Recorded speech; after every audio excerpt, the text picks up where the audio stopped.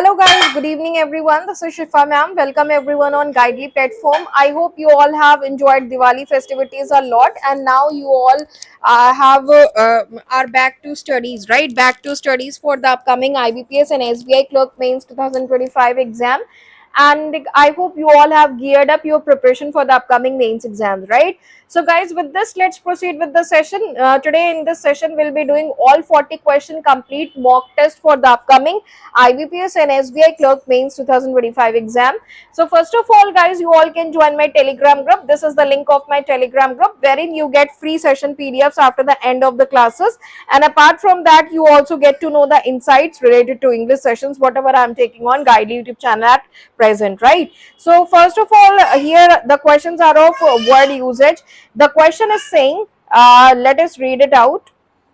It is saying, in each of the following question, a highlighted word is given and used in 3 statements. You have to identify in which of the following statements the word is incorrectly used and mark it as your answer. So the word is magnanimous. You need to let me know where the word magnanimous has been used incorrectly, and that would be the correct answer, right?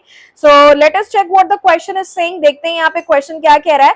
Question कह रहा है, here the question, magnanimous word means generous. मैग्नेनिमस का मतलब होता है generous. यहाँ पे first वाला कह रहा है फिलेंथ्रोपिस्ट मैग्नेनिमस डोनेशन. मैग्नेनिमस डोनेशन मतलब बड़ा एक काइंड लेवल का डोनेशन जो था, जो फंड किया गया था, उसने क्या किया था, नए कम्युनिटी सेंटर के कंस्ट्रक्शन में हेल्प किया था. This is correct. नेक्स्ट में कह रहा है the magnanimous speed of the new processor. तो देखो, नए प्रोसेसर की स्पीड के लिए magnanimous word is inaccurate over here. The word magnanimous is used to tell the quality of a person. A person can be generous, person can be kind, right? तो ये वाला incorrect है. Third में कह रहे हैं हर मैग्नेनिमस जेस्चर. तो मतलब उसका एक बहुत ही जेनरस जेस्चर जो था फॉर गिविंग का, उसने क्या किया, उसके राइवल के अमंग बहुत ज्यादा रिस्पेक्ट गेन की उसने. ठीक है, तो only second is incorrect. It means B is the correct answer. ठीक है, नेक्स्ट क्वेश्चन देखो क्या कह रहा है. ऑब्लिटरेट. ऑब्लिटरेट वर्ड का मतलब क्या होता है? ऑब्लिटरेट वर्ड का मतलब होता है किसी चीज को पूरी तरीके से डिस्ट्रॉय करना. It simply means to destroy completely, right? तो अब यहाँ पे देखो क्या कह रहा है. Let us check. The new software was design to obliterate outdated system. तो नए सॉफ्टवेयर को डिजाइन किया गया था कि वो पूरे आउटडेटेड सिस्टम को डिस्ट्रॉय करे. तो क्या ये सही है? Is it the correct sense? हाँ, डिजाइन किया गया था कि वो पूरी तरीके से आउटडेटेड सिस्टम को डिस्ट्रॉय करे, या फिर आप इसके लिए इरेज वर्ड लगाते हो. ठीक है, डिस्ट्रॉय करना, इरेज करना, या किसी चीज को वाइप आउट करना. तो डिस्ट्रॉय करने का मतलब नहीं, यहाँ पे ऑब्लिटरेट का मतलब है इरेज करना, कि आउटडेटेड सिस्टम्स को इरेज करें, उनको पूरी तरीके से रिप्लेस करके. ठीक है, his obliterate sense of humour. तो obliterate sense of humour is not making a sense. किसी का सेंस ऑफ ह्यूमर को हम इरेज नहीं कर सकते, वाइप आउट नहीं कर सकते, ना तो कंप्लीटली डिस्ट्रॉय कर सकते हैं. तो इट इज इनकरेक्ट. नेक्स्ट में the hurricane threaten to obliterate. Obliterate का मतलब पूरी तरीके से हरिकेन जो था वो बहुत ज्यादा खतरा लेकर आ रहा था और वो डिस्ट्रॉय कर रहा था हमारे छोटे कोस्टल विलेजेस को. पूरी तरीके से उसने डिस्ट्रॉय किया कुछ ही घंटों में. तो दिस इज ऑल्सो करेक्ट. तो only second is incorrect. Clear? अगला क्वेश्चन देखो, एसिनाइन. एसिनाइन वर्ड का मतलब होता है बेवकूफी करना. बात समझ में आ गई? आप इसको कह सकते हो एक्सट्रीमली फुलिश. एक्सट्रीमली फुलिश, या फिर आप इसको कह सकते हो सिली. ठीक है, या फिर आप कह सकते हो स्टूपिड. तो अब चलो देखते हैं कहां पे ये वर्ड एसिनाइन इनकरेक्टली यूज किया गया है. पहले में कह रहा है हिज एसिनाइन डिसीजन, मतलब उनका बहुत ही बेवकूफी वाला जो डिसीजन था, उसने साइंटिफिक एविडेंस को इग्नोर करने के लिए उसकी वजह से डिजास्ट्रस बहुत ज्यादा नेगेटिव कॉन्सिक्वेंस झेले. ठीक है, नेक्स्ट में कह रहा है शी वाज फ्रस्ट्रेटेड. वो बहुत ज्यादा एसिनाइन मतलब कि बहुत ही बेवकूफी वाले आर्ग्यूमेंट्स को लेकर वो फ्रस्ट्रेटेड थी. ये भी ठीक है. अगले में कह रहे हैं द एसिनाइन सॉफ्टवेयर. तो देखो, सॉफ्टवेयर अपडेट के लिए एसिनाइन वर्ड इज इनकरेक्ट, राइट? तो थर्ड वाला गलत है, तो only third is incorrect. First और सेकेंड वाला करेक्ट है. क्लियर? अगला वर्ड आज के लिए है हाइडस. हाइडस वर्ड देखो, इसका मतलब हाइड करने से नहीं होता है. हाइडस वर्ड का मतलब होता है कोई चीज बहुत ज्यादा खराब है. आप कह सकते हो एक्सट्रीमली अगली. क्लियर? एक्सट्रीमली अगली, या फिर आप कह सकते हो हॉरिफाइंग, या फिर आप कह सकते हो अनप्लेजेंट. ठीक है, क्लियर है? अब कहां पे इसको इनकरेक्टली यूज किया गया, द साइंटिस्ट हाइडस एक्सपेरिमेंट, तो साइंटिस्ट के एक्सपेरिमेंट जो है वो हॉरिफाइंग नहीं हो सकते, तो ये गलत है। द अबेंडेंड मैंशन, मतलब कि जो मैंशन को गिव अप कर दिया गया था उसका एक्सटीरियर कैसा था, हाइडस था, मतलब बहुत ज्यादा हॉरिफाइंग एक्सटीरियर था, मतलब डरावना था, जिसमें कि वॉल्स जो थी वो बिल्कुल क्रम्बलिंग थी, वॉल्स बहुत ही डिस्ट्रक्टिव तरीके की दिख रही थी, और ओवरग्रोन जो वाइन्स जो टेंडल्स थे वो उसको बहुत ही ज्यादा टेरिफाइंग अपीयरेंस दे रहे थे, ठीक है। नेक्स्ट में she could not bear to look at the hideous scar, hideous का मतलब यहाँ पे हॉरिफाइंग स्कार या फिर उस एक्सीडेंट से जो उसके हॉरिफाइंग या अनप्लेजेंट स्कार थे उसको वो बियर नहीं कर पा रही थी, जो कि उसकी ब्यूटीफुल फीचर्स को डिस्टॉर्ट कर दिया था जिन्होंने, तो ये भी करेक्ट है। तो only second is incorrect, clear बात समझ में आ गई, sorry only first is incorrect, second one is correct over here, बात समझ में आ गई। Let us look at the next question, अगला वर्ड आज के लिए है लूज, कहां पे इनकरेक्टली यूज किया गया है, चलो देखते हैं। द स्क्रू वर लूज, ठीक है, टाइट को ऑपोजिट लूज होता है, ठीक है, ढीला कोई चीज है that's loose. She was afraid she might lose her temper, lose her temper मतलब गुस्सा आना बहुत जल्दी, एंगर, ठीक है, एंग्री होना, एंगर में होना, that's called what, that's called lose temper, तो this is also correct. She decided to loose the arrow from the bow, तो बो से एरो को छोड़ना, तो that is not the sense of loose, तो यहाँ पे इनकरेक्ट है, तो only third is incorrect, clear, समझ आ गया। अगला क्वेश्चन देखो, ये आपको रीडिंग कॉम्प्रिहेंशन दिया हुआ है, we'll do it at the end. Next question ये क्लोज टेस्ट है, इसको भी लास्ट में करेंगे।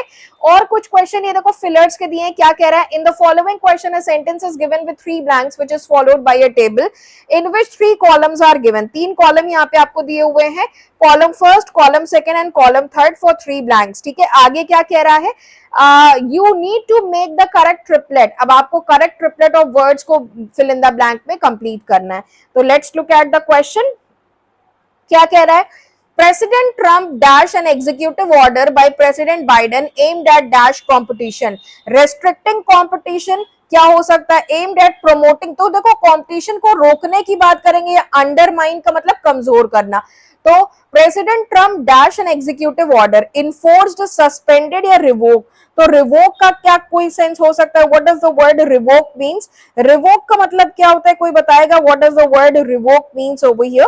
तो गाइस अगर देखो यहाँ पे रिवोक का सेंस की हम बात करें, so here the word revoke, अब यहाँ पे जो आपको वर्ड रिवोक दिया हुआ है, तो अंडरमाइनिंग का मतलब होता है किसी चीज को कमजोर करना, क्लियर, किसी चीज को वीकेन करना। परस्यू का मतलब आपको पता है ऑलरेडी, यू नो, कि किसी चीज को जारी रखना, राइट, बात समझ में आ रही है। अब यहाँ पे रिवोक जो है, रिवोक का मतलब होता है किसी चीज को कैंसिल करना, ठीक है, किसी चीज को रिवर्स करना,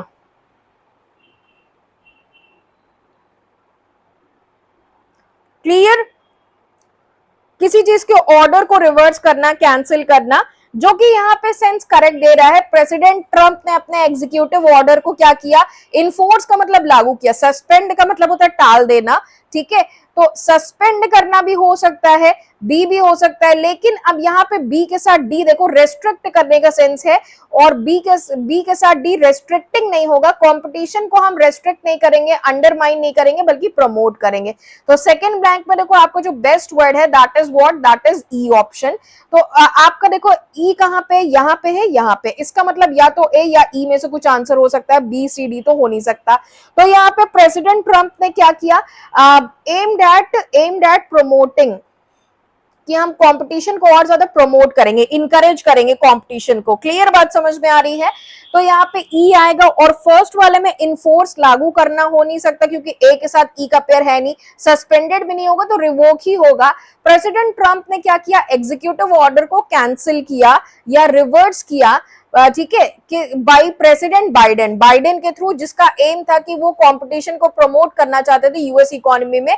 विद द जस्टिस डिपार्टमेंट जो थी वो इस स्टेप को वेलकम कर रही थी, and dash an American first, and dash, तो डैश में क्या आएगा, and dealing an American first, ignoring भी नहीं होगा, एंड परस्यूइंग, और American first anti trust approach को ये क्या कर रहे थे, जारी रख रहे थे, आगे बढ़ा रहे थे, दैट इज परस्यूइंग।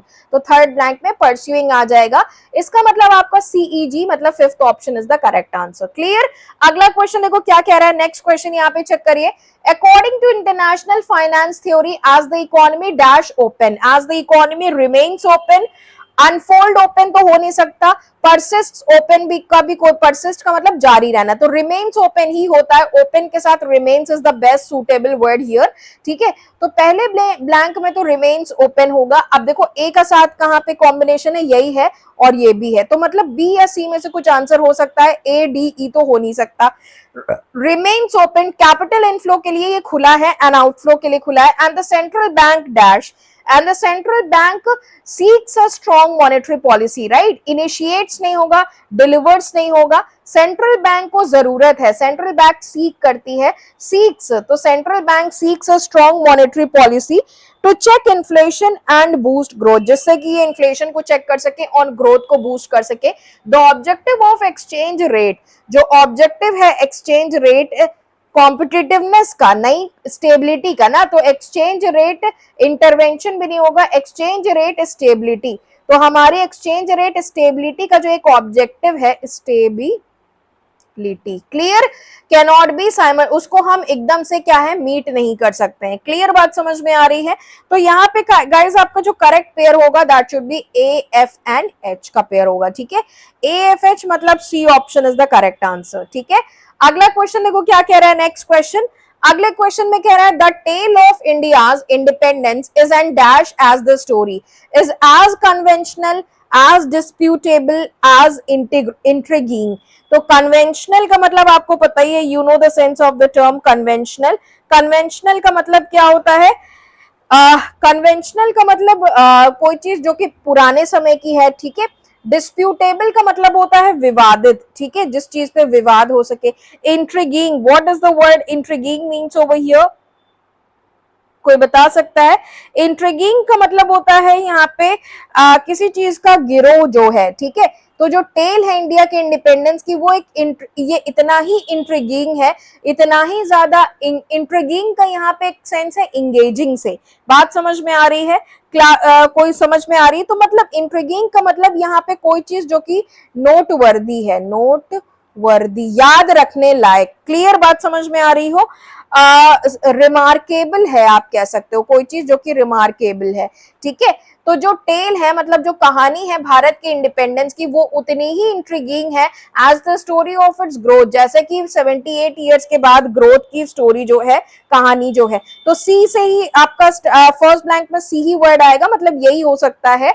आगे क्या कह रहा है, डिस्पाइट सेवरल इकोनॉमिक डिप्रेशन और इकोनॉमिक प्रेशर नहीं होगा, इकोनॉमिक चैलेंजेस ही होगा यहाँ पे, इकोनॉमिक चैलेंजेस। तो इसका मतलब सेकंड ब्लैंक में डी आएगा, तो देखो डी यहाँ पे तो आपका डिस्प्यूटेबल एज द स्टोरी, तो स्टोरी के लिए डिस्प्यूटेबल वर्ड नहीं होगा, इंट्रिगिंग ही होगा।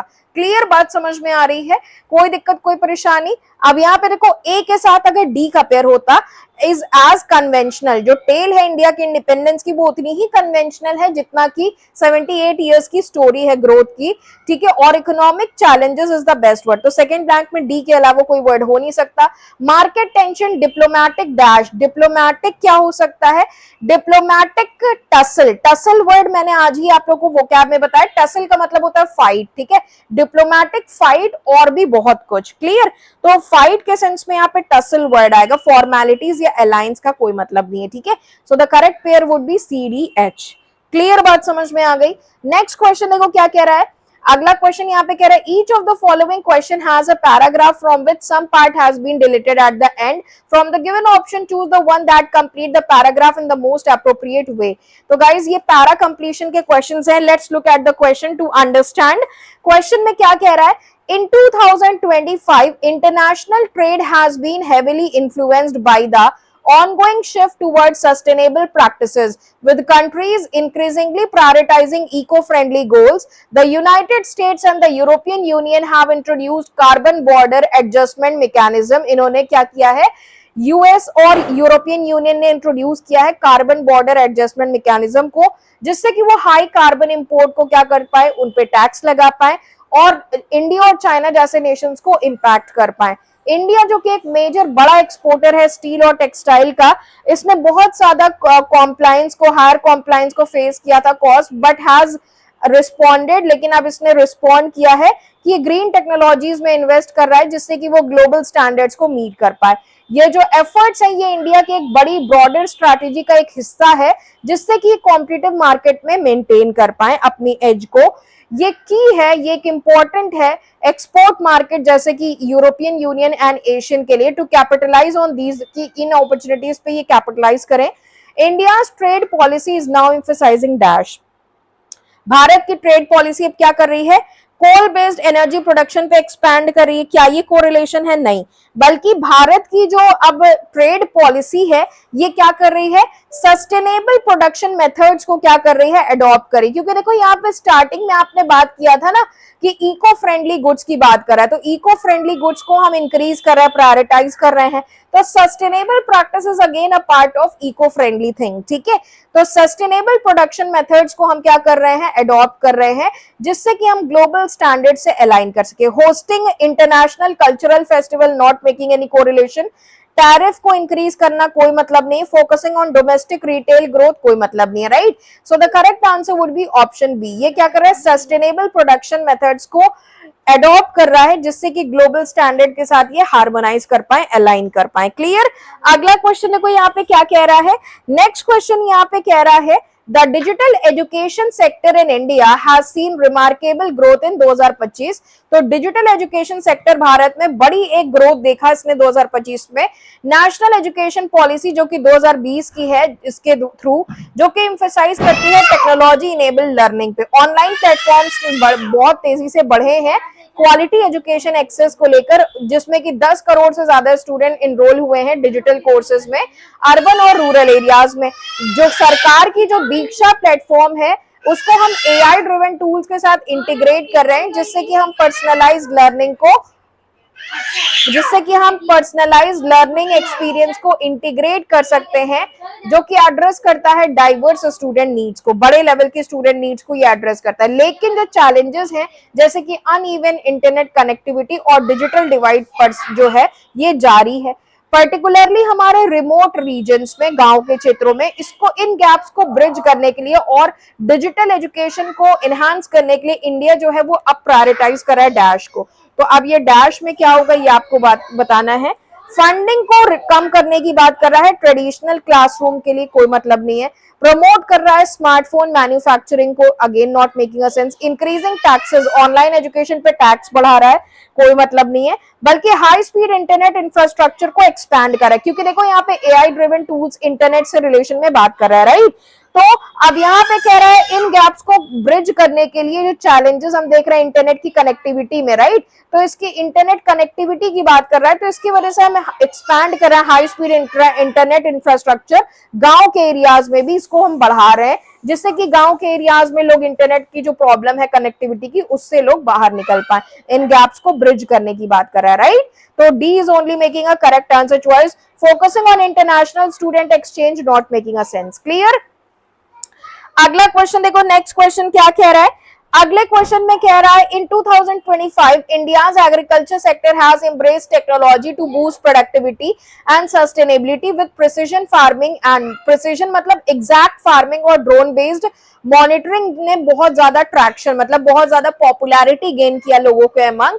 गवर्नमेंट एग्री स्टैक इनिशिएटिव जो है इसने फार्मर डेटा को डिजिटाइज किया, जिसने कि टारगेटेड सब्सिडीज को इनेबल किया और हमारी मॉडर्न फार्मिंग टेक्निक्स को एक्सेस की दिया।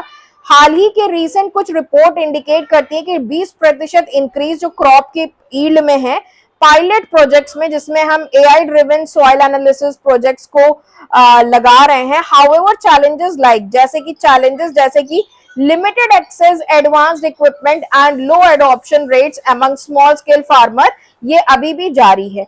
आगे क्या कह रहा है, टू ओवरकम दीज बैरियर्स, इन बैरियर्स को, इन रुकावटों को ओवरकम करने के लिए, इनसे बाहर निकलने के लिए एंड एडवांस एग्रीकल्चर इनोवेशन के लिए इंडिया अब प्रायोरिटाइज कर रहा है डैश को। तो अब डैश में क्या आ सकता है, इंडिया अब एक्सपैंडिंग अर्बन एग्रीकल्चरल मार्केट को एक्सपैंड कर रहा है, क्या ये होगा? नहीं। इंडिया टैरिफ को बढ़ाने की बात कर रहा है इंपोर्टेड एग्रीकल्चर मशीनरी पे, नहीं, बल्कि हमारी प्रमोट कर रहा है फार्मर की ट्रेनिंग को प्रमोट कर रहा है इंडिया डिजिटल और प्रिसिशन फार्मिंग टेक्निक्स के लिए, क्योंकि देखो फार्मिंग सेक्टर में भी डिजिटाइज फार्मर का डेटा जो है वो डिजिटाइज हो गया, ये बताया जा रहा है, right.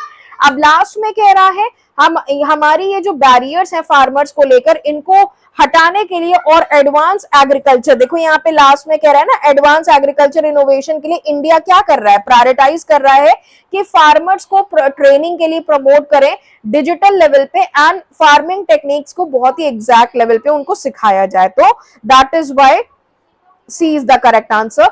Focusing on luxury crop export, not making a sense. Reducing subsidy, again not making a sense, right? तो C is the correct answer. अगला क्वेश्चन देखो यहाँ पे क्या कह रहा है, नेक्स्ट क्वेश्चन कह रहा है in 2025 climate change adaptation has become a global priority with extreme weather events impacting economies worldwide.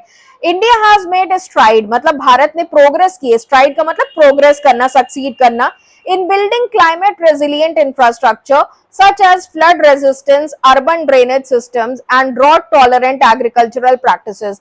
The National Action Plan on Climate Change NAPCC इसने क्या किया है, अपडेट किया है कि ये एडवांस्ड वेदर फोरकास्टिंग टेक्नोलॉजीज को शामिल करेगा, इंक्लूड करेगा, जिसके वजह से ये प्रिपेयर्डनेस जो है साइक्लोन को लेकर उसको इंप्रूव करेगा और हीट वेव्स को भी इंप्रूव करेगा।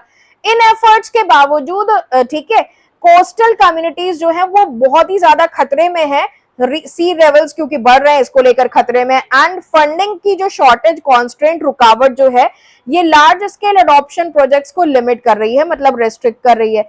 इन क्लाइमेट रेजिलियंस को बोल्स्टर करने के लिए, इंकरेज करने के लिए इंडिया की जो करंट हमारी स्ट्रैटेजी है ये किसके अराउंड सेंटर है, सेंटर अराउंड, कि हम इंडिया की जो स्ट्रैटेजी है ये सेंटर अराउंड करें कि हम कोल बेस्ड पावर प्लांट को एक्सपैंड करें, नहीं, इंक्रीजिंग टैक्सेस, टैक्स बढ़ाएं हाई कार्बन इंडस्ट्रीज पे, नहीं, अर्बन माइग्रेशन को हम प्रमोट करें ये भी नहीं होगा, लग्जरी इको टूरिज्म भी नहीं होगा, बल्कि हमारा जो इंडिया का जो क्लाइमेट रेजिलियंस को बूस्ट करने के लिए इंडिया की जो अभी की करंट स्ट्रैटेजी जो है ये किसके अराउंड सेंटर कर रहा है, centre around scaling up community based disaster, ठीक है, कि कम्युनिटी बेस्ड डिजास्टर के अराउंड हमारी जो स्ट्रैटेजी है वो स्केल अप कर रही है, इंक्रीज कर रही है, प्रिपेयर्डनेस प्रोग्राम के अराउंड, राइट। तो that is why E makes correct answer, जो कि थीम से कोरिलेशन में है, ठीक है। अगला क्वेश्चन देखो क्या कह रहा है, which of the following phrases given below the statement should replace the phrase in bold to make the sentence grammatically and contextually correct? If the sentence is correct in its original form, mark E, no improvement required as the answer. So this is the question. Let me know the correct answers everyone. अब यहाँ पे क्या हो सकता है, कौन सी phrase आपका इसको रिप्लेस करेगी, चलिए देखते हैं, लेट्स सी। पहले while delivering the keynote address the speaker emphasized to how digital ethics, ठीक है, तो अब यहाँ पे जो फ्रेज है that is to how digital ethics become central to governance, ये आपकी फ्रेज है, तो अब इसकी जगह पे क्या आ सकता है, what should be the correct sense, to how digital ethics has become, क्या ये हो सकता है, has become central to governance, that how digital ethics becoming, तो बिकमिंग तो नहीं होगा यहाँ पे, ऑन हाउ, ठीक है। तो अब यहाँ पे कह रहे की नोट एड्रेस को डिलीवर करते हुए स्पीकर ने एम्फेसाइज किया, एम्फेसाइज्ड ऑन होगा, ठीक है, एम्फेसाइज्ड के साथ टू नहीं लगेगा, एम्फेसाइज्ड टू नहीं लगेगा, दैट नहीं लगेगा, एम्फेसाइज्ड के साथ ऑन, ठीक है, हम किसी चीज पर एम्फेसिस करते हैं, emphasis, put an emphasis on, ठीक है, तो ऑन प्रपोजिशन लगेगा, ऑन हाउ, कि किस तरह से डिजिटल एथिक्स जो है वो बहुत ज्यादा केंद्र बन रही है गवर्नेंस का, ठीक है, बन रही है, इज बिकमिंग, तो only third makes correct answer choice, clear. अगला क्वेश्चन देखो क्या कह रहा है, नेक्स्ट क्वेश्चन इसको देखते हैं। अब यहाँ पे कह रहा है द पैनल, पैसेज में क्वेश्चन में जो आपका टर्म है, the panel agreed that immediate reforms were imperative lest the economy does not collapse under mounting डेब्ट, तो अब क्या आना चाहिए यहाँ पे, तो लेस्ट का मतलब होता है वरना, ठीक है, तो वरना के सेंस में लेस्ट लगता है, lest the economy collapse, lest the economy does not, तो देखो लेस्ट वरना ऐसा हो जाएगा, तो लेस्ट के साथ डज नॉट नहीं लगेगा, लेस्ट द इकोनॉमी कोलैप्स होगा, अनलेस नहीं लगेगा, सो दैट का मतलब होता है ताकि, तो ओनली फर्स्ट होगा यहाँ पे। द पैनल ने एग्री किया इमीडिएट रिफॉर्म्स पे कि इमीडिएट रिफॉर्म्स बहुत इंपेरेटिव है, क्लियर है, लेस्ट वरना क्या होगा, इकोनॉमी जो होगी वो कोलैप्स हो जाएगी माउंटिंग डेप्ट में, कि डेप्ट जो है वो मंडरा रहा है उनके ऊपर, तो ओनली फर्स्ट इज करेक्ट। अगला क्वेश्चन देखो, नेक्स्ट क्वेश्चन क्या कह रहा है, अगले क्वेश्चन में कह रहा है यहाँ पे आपका जो स्टेटमेंट में जो हाईलाइटेड सेंस है, to innovate collaborating effectively and improve productivity, ये आपका सेंस है, ठीक है, एंड इंप्रूव तक है, sorry. The new policy encourages employees to innovate collaborating effectively and improve productivity. तो अब यहाँ पे टू इनोवेट, तो अब देखो पैरेललिज्म होगा ना, तो यहाँ पे पैरेलल स्ट्रक्चर होना चाहिए। इनोवेट करने के लिए कोलैबोरेटिंग नहीं होगा, कोलैबोरेट होगा, कोलैबोरेट इफेक्टिवली एंड इंप्रूव होगा, ठीक है, इनोवेटिंग नहीं होगा, कोलैबोरेटिंग इफेक्टिवली एंड इंप्रूविंग। आपका क्या ये सेंस हो सकता है? हाँ, अब देखो अगर आप आईएनजी लगाओगे तो हर जगह पे आईएनजी लगेगा, to innovate, to collaborate effectively and improving, तो इंप्रूविंग देखो आईएनजी यहां लग गया, ये वाला तो ठीक था, तो या तो आप हर जगह पे आईएनजी लगाओ, पैरेलल स्ट्रक्चर रखो, या फिर आप V1 रखो, तो पहला वाला और सेकंड वाला बोथ करेक्ट है, तो फर्स्ट एंड सेकंड ओनली, तो D option is the correct answer. Clear, parallel structure वाला क्वेश्चन था।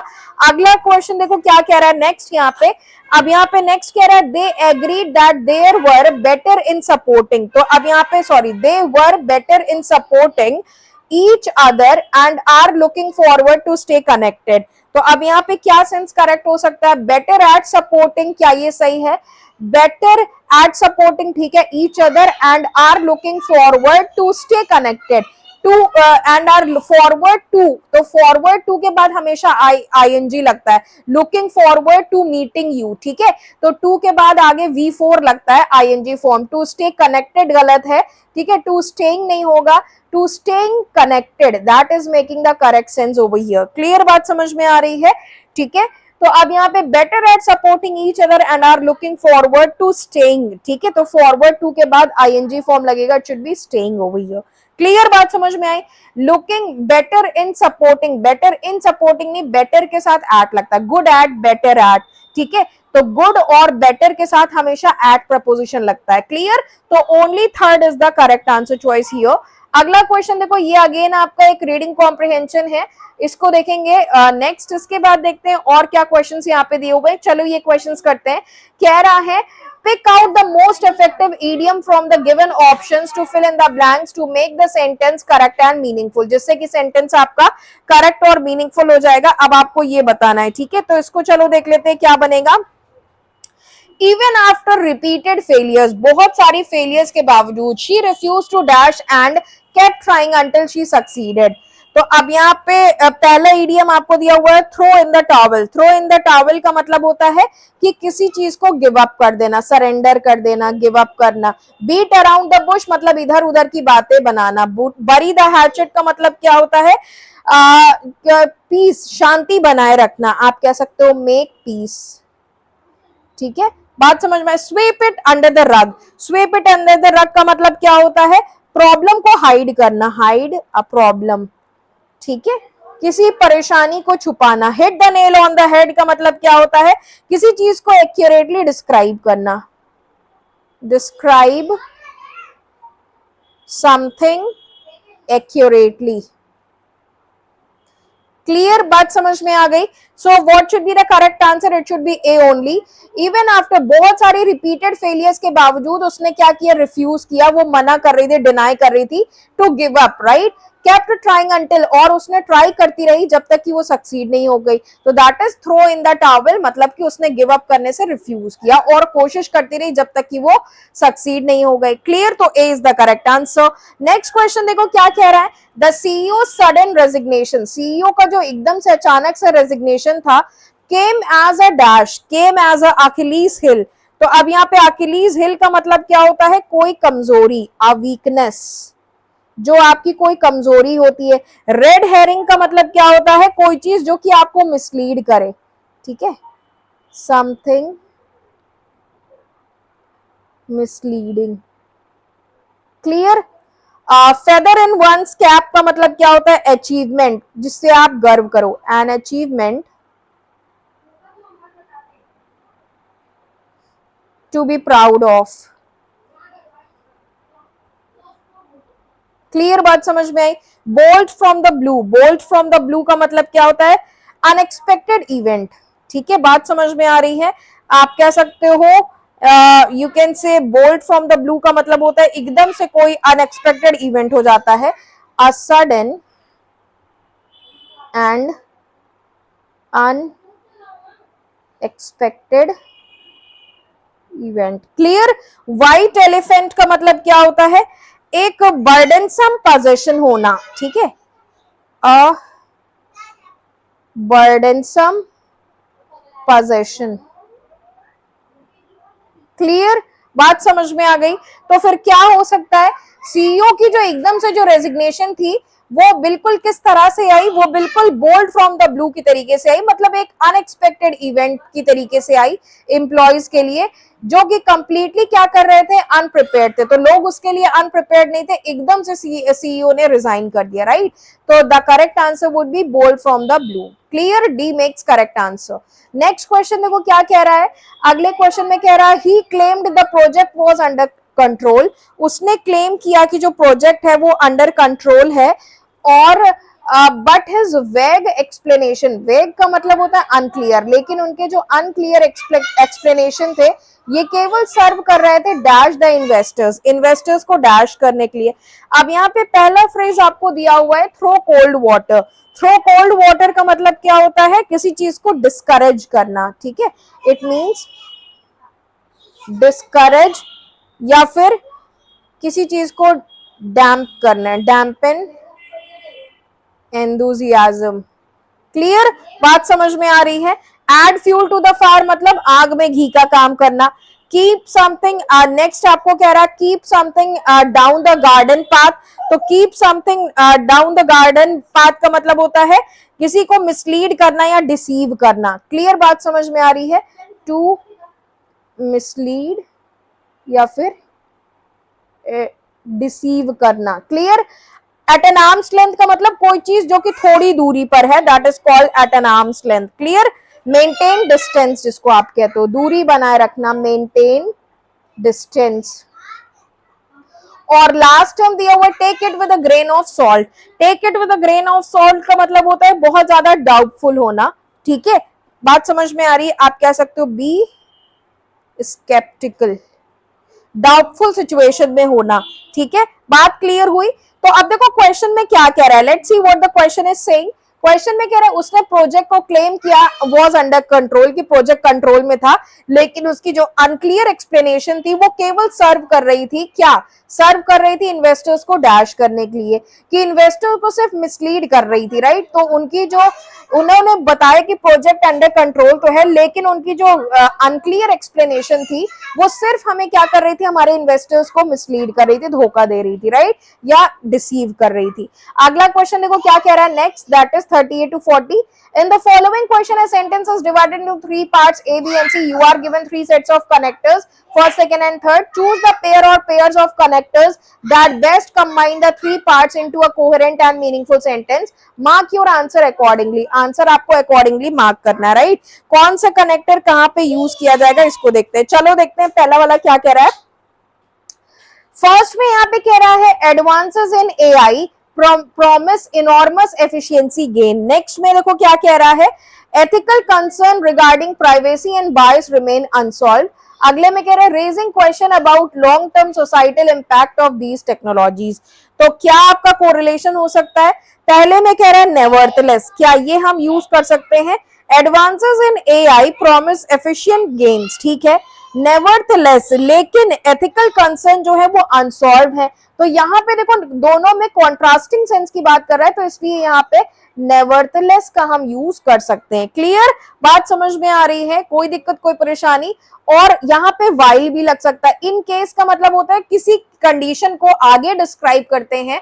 इन केस अगर ऐसा हो गया, तो अगर ऐसा हो गया तो क्या करोगे, तो वहां पे हम इन केस लगाते हैं। ठीक है, बात समझ में आई? तो यहाँ पे आप नेवरथलेस लगा सकते हो या वाइल भी लगा सकते हो, जो कि दो ऑपोजिट सेंस को डिफाइन करेगा। ठीक है, तो फर्स्ट और थर्ड हो सकता है वाइल। एथिकल कंसर्न्स जो है वो प्राइवेसी के रिगार्डिंग, और बायस जो है वो अनरिजॉल्व है। आगे क्या कह रहा है, देयर बाय, इसलिए क्या कर रहा है, या फिर देयर बाय और कॉन्सिक्वेंटली दोनों करेक्ट है। इसलिए ये क्या कर रहे हैं, क्वेश्चंस रेज कर रहे हैं लॉन्ग टर्म सोसाइटल इंपैक्ट को लेकर कि इन टेक्नोलॉजी का सोसाइटी पे क्या असर होगा। तो फर्स्ट और थर्ड करेक्ट आंसर होगा, मतलब B option is the correct answer. Clear. अगला क्वेश्चन देखो क्या कह रहा है नेक्स्ट, इसमें क्या हो सकता है, the scientist proposed a ground breaking theory, many peers criticized it, criticize किया नेगेटिव कॉन्टेक्स्ट है, तो अब नेगेटिव है तो इन कॉन्ट्रास्ट भी लग सकता है, और एल्बेट का मतलब होता है हेंस, तो एल्बेट तो आएगा नहीं, ऑन द अदर हैंड भी कॉन्ट्रास्टिंग सेंस के लिए लगता है, तो यहाँ पे आपका इन कॉन्ट्रास्ट भी लग सकता है और ऑन द अदर हैंड भी लग सकता है। आगे क्या कह रहा है, in contrast on the other hand many peers criticized it for lack of empirical evidence, eventually या फिर सब्सिक्वेंटली इट लेटर गेन, बाद में इसने क्या किया, बड़ी एक्सेप्टेंस को गेन किया फर्दर एक्सपेरिमेंट्स के बाद। क्लियर। तो फर्स्ट और सेकंड करेक्ट है, मतलब C option first and second both is the correct answer.